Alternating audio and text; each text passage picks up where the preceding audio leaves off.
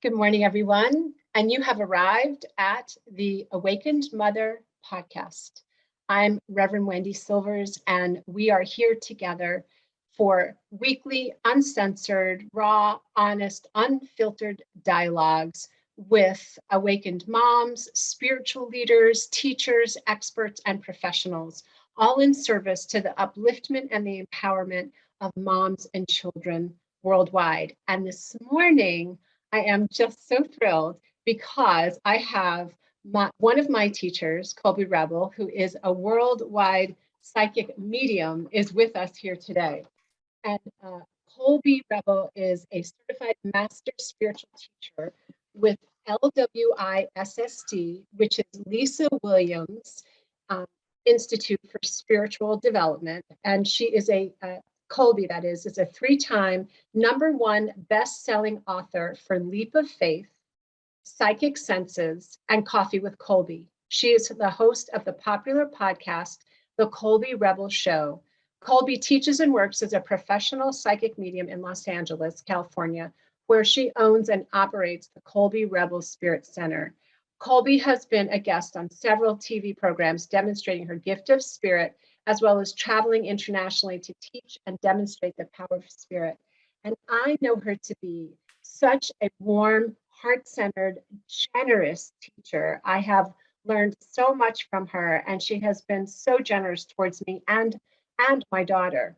And so I'm just so excited to welcome Colby Rebel to the stage. So please put your hands together and help me welcome Colby. Hi there, Wendy. Hi, Colby. How are you? Thank you. What a beautiful intro. Thank you so much. Well, I'm so grateful that I don't even remember how it was that we met, but I remember just, first of all, I lived in New Jersey for a while. So I was like, Jersey girl. And then your heart and your ability to communicate messages from spirit and to articulate it to those of us that are learning and deepening our craft was so inspiring.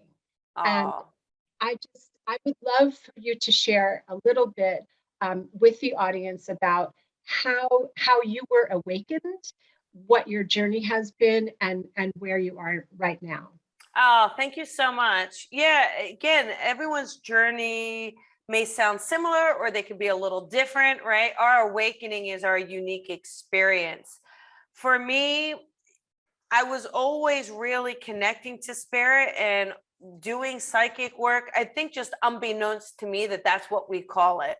So I just really thought everybody was tapping in and tuning into loved ones or knowing something about someone they've never met. And so I really went through my childhood, college, even after that, doing it in a really natural way. And about 2007, I just felt like a shift or a change. I was a tax accountant and I just kept feeling like, hey, I'm not on the right path. Something's wrong. And but my logical mind was saying, no, this is safe. This is secure. You're going to be a partner one day. No, this is where you're going to be. But again, there's that nudge. And I think many of us who have that awakening, it really starts with a nudge or a feeling. And that nudge and feeling really started to grow. And I knew I was supposed to be doing something different, although I don't think I understood that meant working as a psychic medium teacher. Not at all. I just knew there was something more and I wanted to help people. So I started to kind of do what everybody else does, right? Well, what do you do naturally? What would you do for free? Anything like that, right? And I started to ask my friends, what is it I do for free? What is it that, and I realized everyone was coming to me to either talk about their problems, or I would just know an answer. I would know how to say something. And my friend kind of had this thing, whatever you say comes true. And I felt like, oh my goodness, I think this is psychic medium. Like and even the mediumship, I remember studying with Lisa Williams and connecting to spirit all the time. And I still would not give myself, quote unquote, credit for being a medium. And as I realized, it started to kind of unveil and develop and grow, I realized, because it was so natural. And you know, Wendy, when we were growing those gifts and we are putting it out there, I think a lot of people overthink it. They're trying too hard. They're not understanding the mechanics. Right. But for me, it was so easy and so natural that I don't think that that's why I didn't realize, oh my goodness, this is just happening.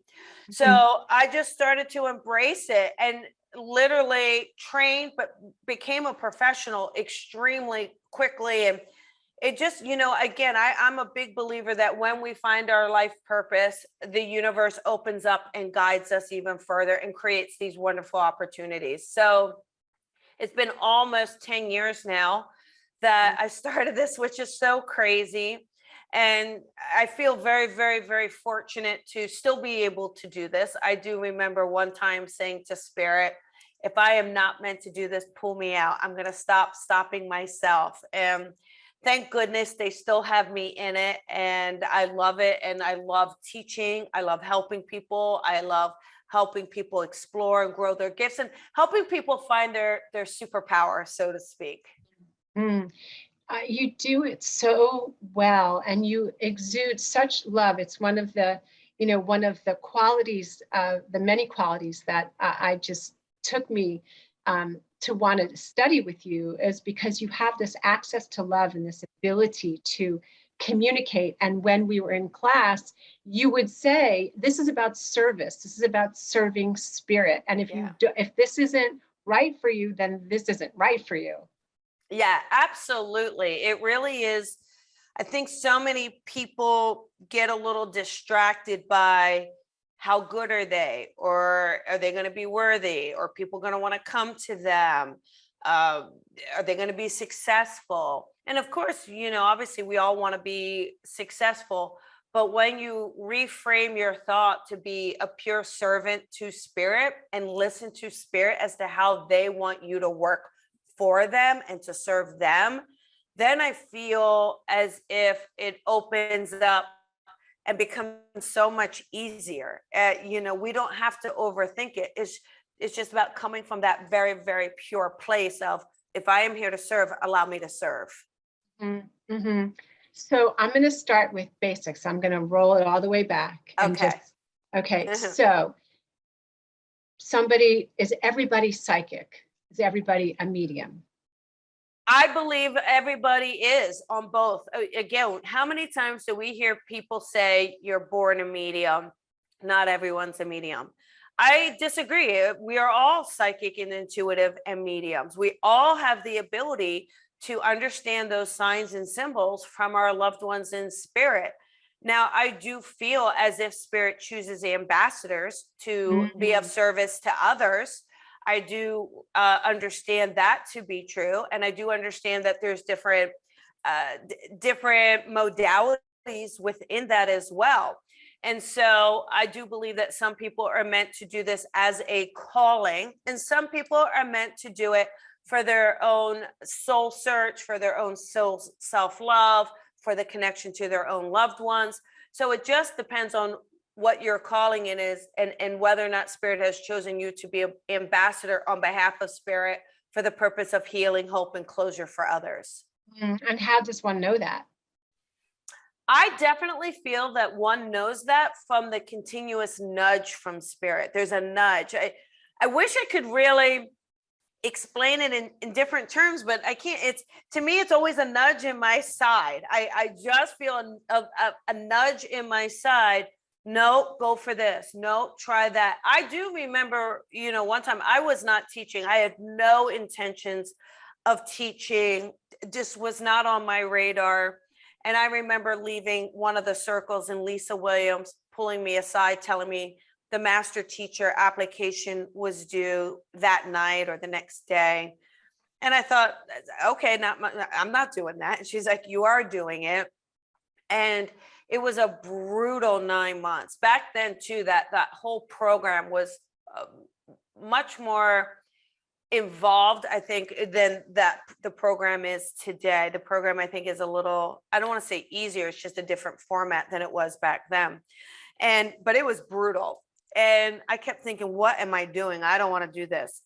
But the minute I started teaching, the minute I started really understanding what it was, I realized, and even to this day, that I'm phenomenally passionate about teaching and how much I channel while teaching. And teaching has created a deeper understanding of our connection to spirit, to our higher selves. Because if you're going to explain it and teach it and help people, you have to be able to have such a deep understanding of it so that when you get questions, and even when students do ask me questions, I don't have to know all the answers, but I do tune in a lot. I will sit with spirit to say, okay, did I answer that? Did it feel in alignment? Am I channeling that properly? But it is incredible when either you find yourself that purpose or someone guide you, let a teacher guide you to say, hey, this is your modality. I remember even with you, Wendy, I remember such a calling, like, I feel like you're supposed to be with women and children. I feel like you're going to be the voice. I feel like you're going to stand up for causes and purposes. And look at you today. It's exactly what you're doing and doing it beautifully and wonderfully. Thank you. Thank you. Thank you. Well, I appreciate what you're sharing about that, and I appreciate how clear you are. And I want to also tell people that Colby, I will make sure that you can register to receive information from Colby, because she does circles, which I loved. I mean, that was one of the first ways that I was introduced to you, was just being in those circles, because when you're in the circles, you get to practice, you get to work on that instrument, right? So in 2022, everybody's like channeling spirit, or they're, and so do you feel like there's been more of an opening in the morphic field, in the atmosphere, for people to come forward and claim their gifts? I do. I feel like the pandemic, as tragic as it is for so many, I also feel that it was such a gift, because it made everybody hit pause. Are you fulfilled in your life? Are you happy in your life? Is this the direction you want to go? And I think once people were forced to stop, they realized, I don't want to do the 10, 12-hour grind. I don't want to be chained to a desk. This isn't living. And once they had time to have a dinner with their family, to actually go for a walk again, maybe work on a puzzle, whatever it is, once they had a chance to re-engage in living and being present, I feel like a lot of people said, have I just been following blindly? Is this really what I want? And so I think that questioning created an opening for people to tune into their soul, into their higher self, and take chances that maybe if the pandemic hadn't happened, they would have never taken. True. I agree with you. I do agree with you. Yeah, so many things emerged from that situation. Yes. And so let's talk mother's intuition. Yes, one of my favorites. Yeah. Right. So again, we are all intuitive, right? We have that fight or flight sense.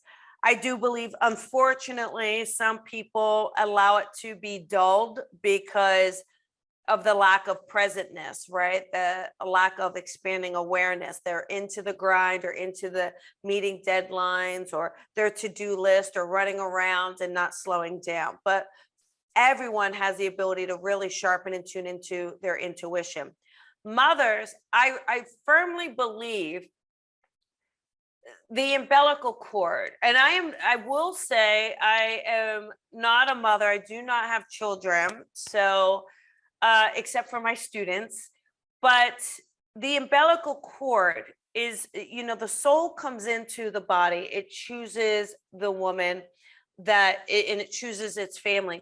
But the umbilical cord is that tie. You are tying to the soul of your child through that umbilical cord. Okay. Mm-hmm. So even if a physical umbilical cord is cut from birth, that tie to the soul of your child never ever ceases. It's always there. It is like the Wonder Woman lasso. Okay. And I do believe that it creates this bond that you will know that what is going on with your child, from their emotions to their actions. And even to the point of when we say mothers, the eyes in the back of their head, this is what they're talking, the eyes in the back of your head, because you are all seeing, right? It is it is a 360 seeing. Yeah. And a 360 feeling. And so I feel like mothers always know. Now the difference, some mothers are able to really listen to it and some mothers are not. Like anything, they may doubt it. Oh, I have something, but I doubt it. But through time and experience, you will know. I mean, how many times, you know your daughter, right? How many times when she was a toddler, did you just know she was somewhere she wasn't supposed to be, or on a stairs, just knowing, or a feeling, or a sense, and you go and you catch them. And so I do remember with my best friend, I remember she's got 2 girls and they're like Irish twins, 9 months apart. And I remember we would be in the middle of a conversation and she would just stop and she'd say, "You know what? It's been too quiet. I got to go for a second. I'll be right back." And she just knew something was going on. So I do feel like women, mothers have that innate sense from that connection from the soul to the soul. So beautiful, so beautiful. And when I hear you talk about soul to soul, I think about, one of the greatest teachings is that there is no death. Right. Even though the physical, I'm taking a little bit of a jump here from the Yeah. soul to soul connection, Mhm. that there's like when you were in class teaching us to discern when spirit is coming in from the 3D and when spirit's coming in from beyond the 3D, but still alive. Yes, And yes. and so will you speak a little bit to the fact that there is no death? And it's Yeah. So the physical, again, we have that soul. We all have a soul, right? And our souls are all connected. And the soul comes into the physical body.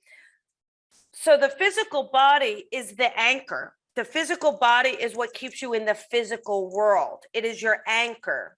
And the soul resides inside the physical body. It needs to do that to keep it in the physical realm. Once that physical body ceases to exist, so our physical body will end, the soul is then freed from the physical body. And so it's still around us. The soul doesn't die. It's still all around us. And it is that feeling where you can feel it through the hairs on your arms standing up or the back of your neck. Maybe you have a sense, you have a dream, you see a sign or a symbol, you hear something that reminds you. And a lot of that is the soul that is all around us. And again, some people, we consider the heaven and the hell concepts, but my best friend kind of made this beautiful point. What if hell is considered the physical realm and heaven is the spirit realm, right? And that's kind of an interesting concept. But our soul, the soul of a loved one, resides all around us, that they're not far away as if we may feel that. I think that concept comes because we feel as if they're far away, right? We feel as if, because we don't see them. And so I do believe that the soul absolutely lives on. I do believe that once we pass and the soul is released, it goes into soul school, as some like to refer to it. So what lessons did it learn in the physical? Where was its growth? Anything it needs to redo? Does it get to graduate to the next level? And when it's time, that soul will then come back into another physical body, which is also what we call reincarnation. Mm-hmm.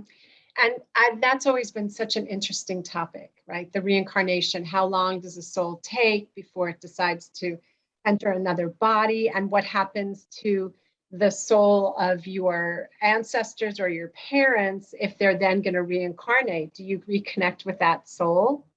So that's what's really interesting.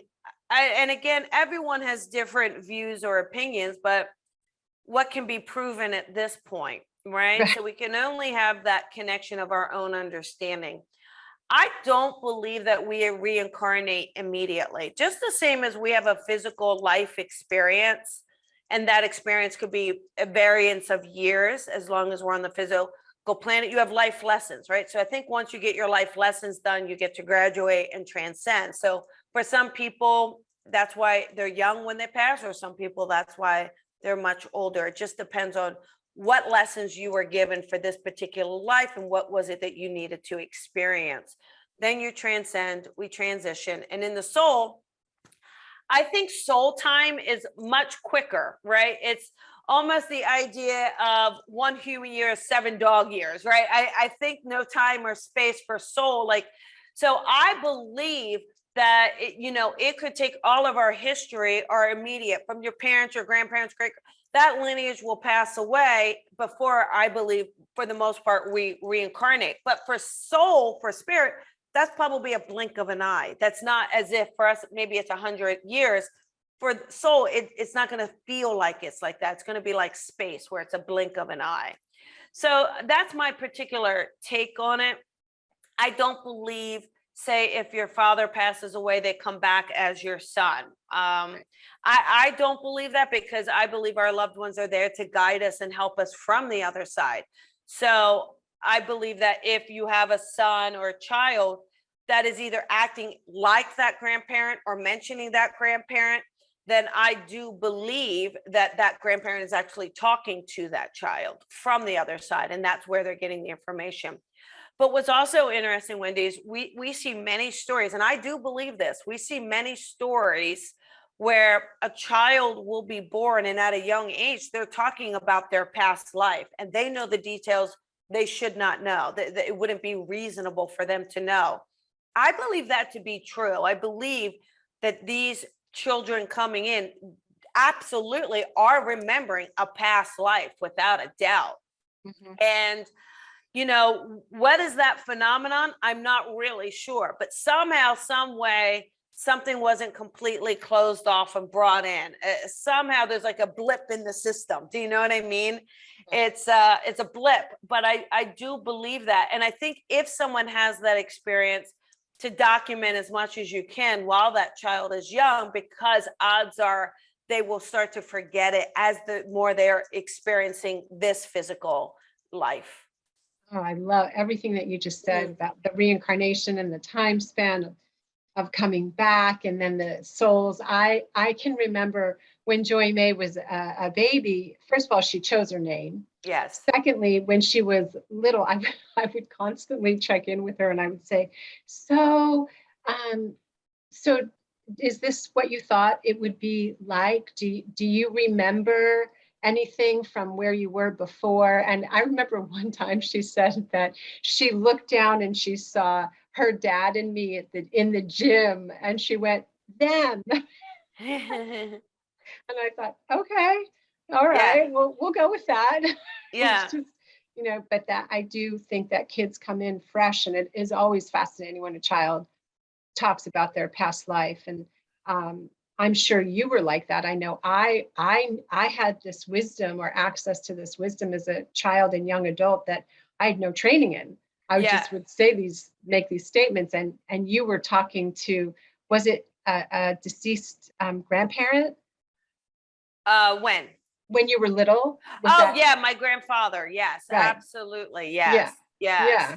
But Yeah. even I remember too, which we kind of now know to be more of a common thing, but when I was really young, and my mom remembers this, but when I was really young, we didn't live too far from a cemetery. And my mom drove past the cemetery, and she said something like, let's send a prayer out to those in the cemetery. And my response was, no, Mom, there's no one in the cemetery. That's not where they are. And, and I was so young, but there's an understanding that that's not where spirit resides. I think and it's beautiful to honor any loved one in any way that we feel fit, or any way that's a tradition or a ritual, whatever that is. But that is much more for the person in the living than it is for the spirit, because the spirit, again, once you're free from the physical body, you're just kind of everywhere exploring. What you're saying about, I love that. your mom was supportive, it sounds like, throughout was she, or did she want you to kind of dial it down? No, my mom was a scaredy cat, Wendy. My mom was my mom was like, I don't know what my daughter's saying. I'm not saying a word. I mean, because there's so many instances over and over and over. And so I just feel like for her, it was hands off. So it wasn't an encouragement nor a discouragement. So in essence, probably the perfect platform, because too much encouragement by a parent can be a little bit misguided, right? It can, because if you start leading, it's like leading the witness. If we lead the witness, are you actually inhibiting your child's connection? Or discouraging it where you hide that child's connection. So my mom did neither of the two. I think she was now she's actually way more, now in fact, she's way more, she talks about it. She has her own experiences. She likes sharing her experiences. She brags about the experiences, anything that I've done. So way less quote unquote fearful and way more understanding. And I think, although she may still have a fear of death, I think she's at least much more open to that we don't die, that we are still very much around. Yeah, that's beautiful.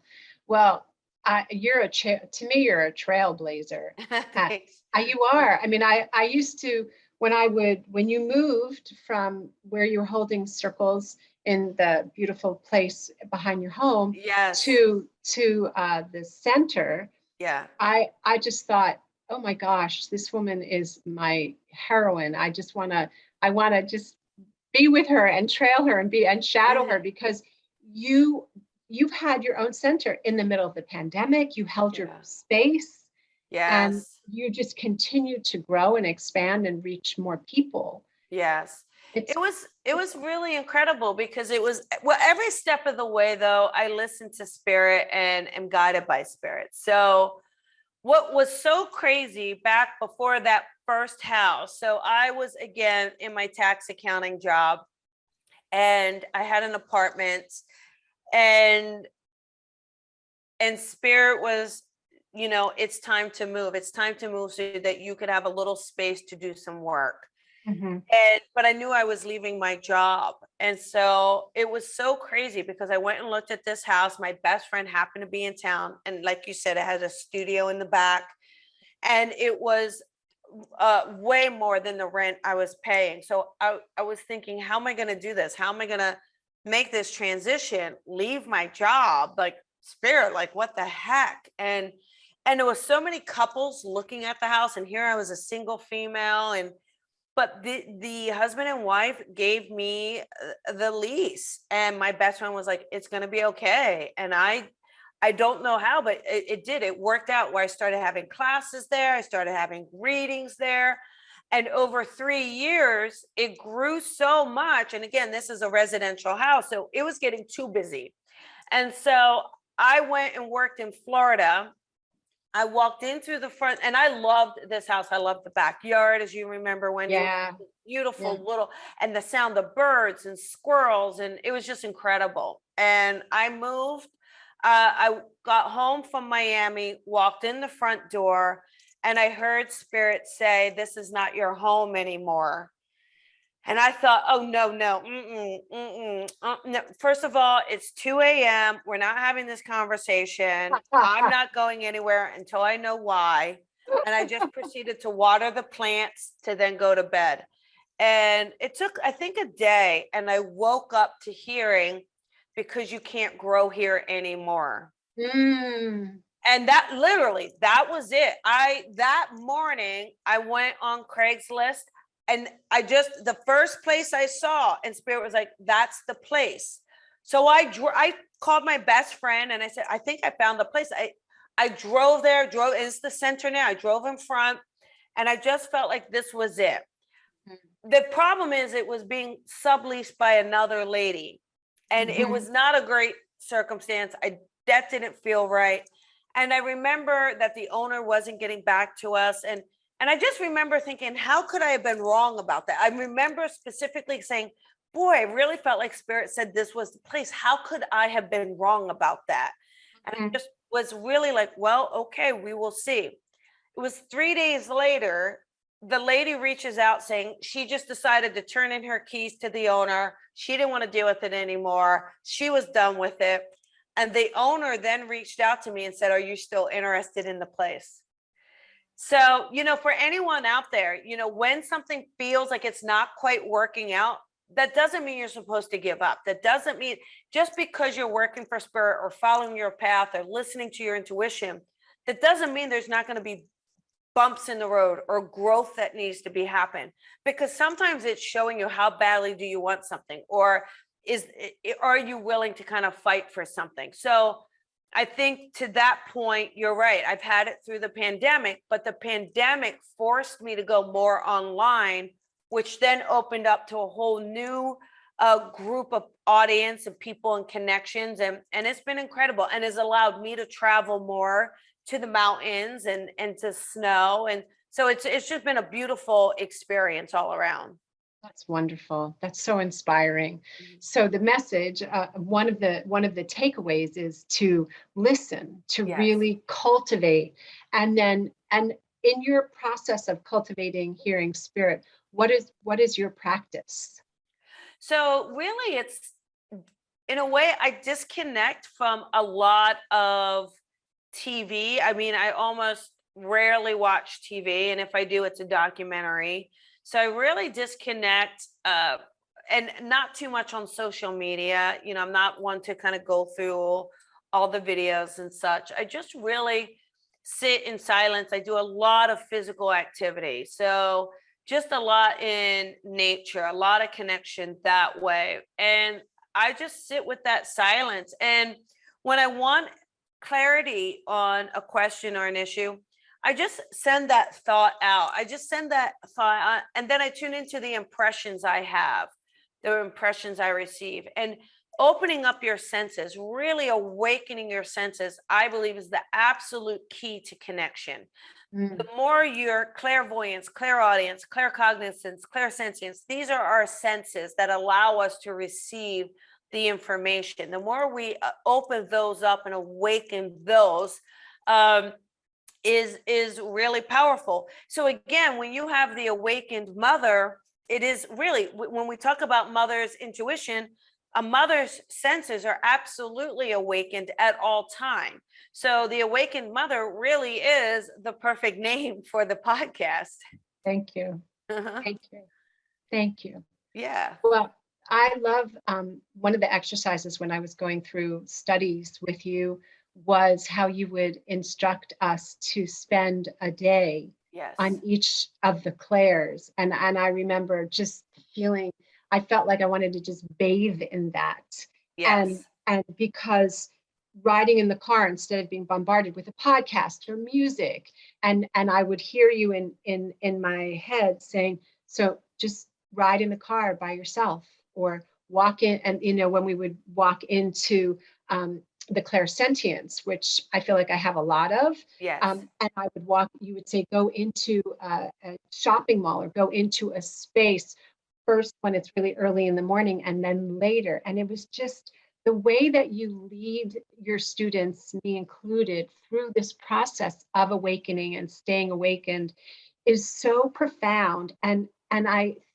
think about the cosmic breadcrumbs that our destiny lays. And I think your ability to work with numbers and to be so clear about, rules and regulations in terms of that is what I believe makes you so stellar at the evidence that you give when you're giving a reading. Oh, thank you. Thank you.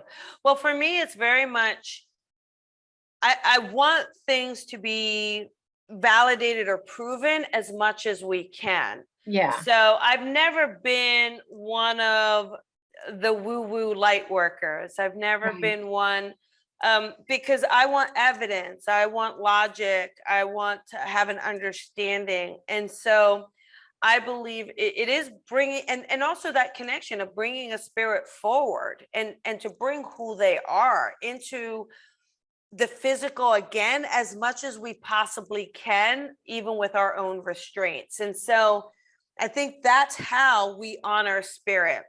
And so it's not just a resume of who they are, it is a blending of as well. And it is a connection to the idiosyncrasies or the memories or the lovingness, and just kind of sprinkling in that evidence that really, that when someone walks away, they just don't know that their loved one is with them. They feel their loved one is with them. They feel that they have had an experience with that loved one.